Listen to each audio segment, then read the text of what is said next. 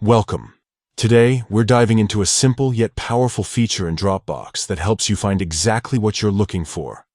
Searching folders by file type.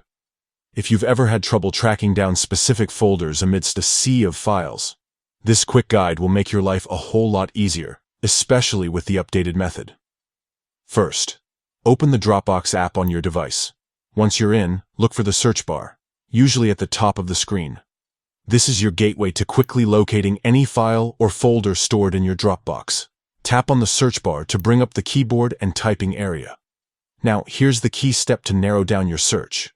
Right next to the search bar, you'll see the filter icon labeled Type. Tap on this icon to open your filtering options. Among the options presented, select folders under the file type filter. This tells Dropbox to focus only on folders, filtering out all other file types from your search results. This way, you're targeting exactly what you want without distraction. Next, type any keywords related to the folder you want to find.